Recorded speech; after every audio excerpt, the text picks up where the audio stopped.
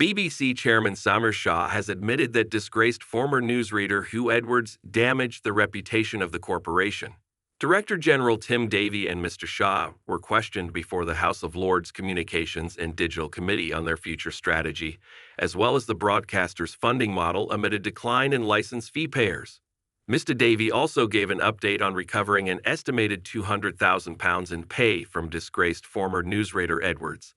He admitted, "We've made the formal request, and I can't go into too much detail. But discussions are underway, but I've got no further news. Apart from the BBC's position is clear, the money should be returned, and we made the request." When asked if he set a deadline, he said, "I don't believe we set a deadline, but we do expect to make progress and get an answer."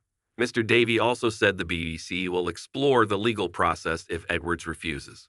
When asked about the situation, Mr. Shah told the committee, "There's nothing more important than public trust in the BBC, and we are custodians of that trust, and what Huw Edwards did damaged the reputation and the trust for BBC, so we take that very seriously indeed.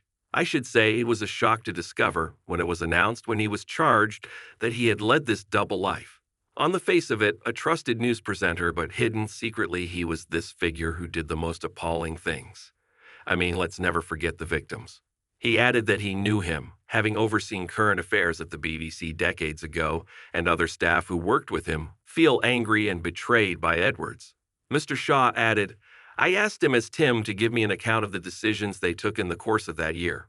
We then reviewed those decisions, and we believe, as Tim has said, and we said in our statement that the decisions Tim and his team took were made in good faith. These were very complicated decisions, and given the evidence available to them at the time, they made reasonable decisions based on the evidence. So we supported it, and we continue to support it." The BBC admitted it was informed that the former TV presenter had been arrested in November, but continued to employ him for around 5 months until he left on medical advice. He continued to be paid a salary during this period, which the BBC has been attempting to get back following his conviction for making indecent images of children. Mr. Davie said, "We've made the formal request, and I can't go into too much detail. But discussions are underway, but I've got no further news. Apart from the BBC's position is clear, the money should be returned, and we made the request." When asked if he set a deadline, he said, "I don't believe we set a deadline, but we do expect to make progress and get an answer." Mr. Davie also said the BBC will explore the legal process if Edwards refuses.